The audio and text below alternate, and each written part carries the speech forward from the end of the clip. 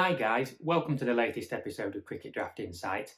I finished in 10th place in the One Day International World Cup game, so I wanted to try and provide a bit of insight as to how I did that.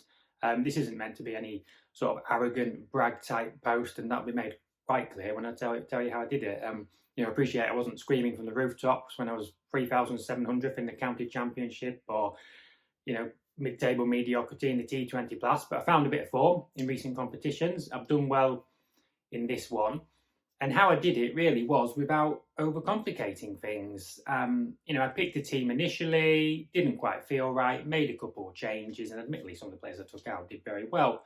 But I picked a team that just felt right, just felt like good players. I think Cricket Draft themselves said about going with your instinct, and sometimes I like to say that, but I also think going with your instinct doesn't mean being ignorant of research. That doesn't mean trawling through endless data, which I'll come to, but I've at least got some vibe of the players, of their abilities, of their form. Marco Jansen, of course, there were some encouraging signs against Australia. In the build-up, I put him in my team. I had Glenn Maxwell as captain.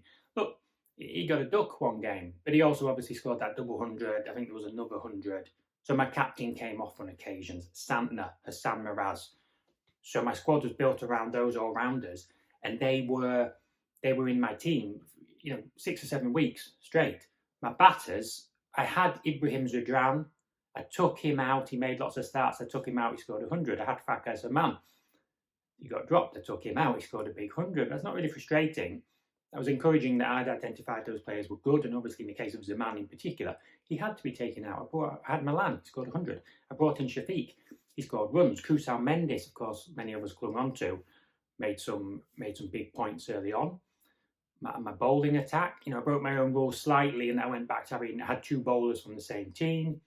But somebody like Maharaj, who, people aren't ignorant of, but he also wasn't the most popular, was getting me points. I mentioned earlier in the competition about, is it worth picking David Miller? South Africa's top order looked in such good form. Miller maybe doesn't get much of an opportunity. At one point, I think I nearly tweeted about that, and then he came in the last 10 overs and he got a 50 or so. But people still weren't too keen on him, understandably, to an extent. But when I came to make some changes, was it the last group game, I brought in David Miller and he scored 100, because we know he can score runs, we know he can score quickly. South Africa were in trouble, so straight away, De Kock, etc., they're back in the hut, they've not got any points. David Miller scoring 100, and there's 96% of people are not getting those points. I posted, I started off with only about 4 of the 19 most expensive players. And I think a few people, and I was in the top 20, and I think a few people were surprised by that, and a few people maybe didn't even believe me. But it's a good indicator, spoken before many times, Graham Clark, Finley Bean, etc., these players in the county championship. It is not as simple as the most expensive players perform. And it's really insightful, because I know a lot of people were saying that they were struggling with the budget, and I must admit that wasn't the problem I had in this competition.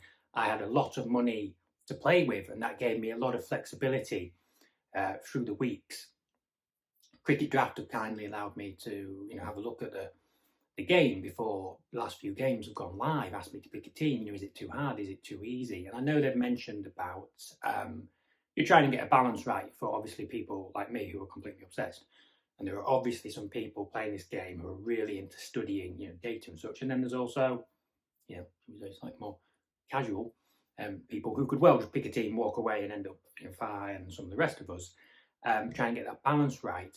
But if Cricket Draft were allowing me, say, to pick a team in the future, I would just see, okay, can I pick the top 11 players? Can I pick the 4 cheapest sub? Or can I just pick the top 15 players? Because that would maybe suggest the budget and the salaries aren't quite right. That said, as I'm now explaining, I only had about 4 of the top 19 most expensive players. Anyway, as per usual, completely losing my train of thought as I'm talking. What I wanted to say about data, though, earlier on, was my focus has been the players. Okay, I normally go for a balance between pace and spin. I think there's value in that. I do like to have 4 all-rounders rather than say just a batter or a bowler in those positions.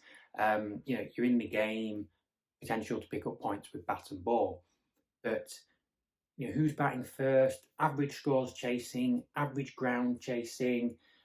This side's full of left-armers, left-handed batters, so the left-arm spinners playing, they only averaged this against this type of bowler in the power play, blah, blah, blah. Lovely. But I sometimes think these things are, the sample sizes aren't as large as they need to be to make a judgment.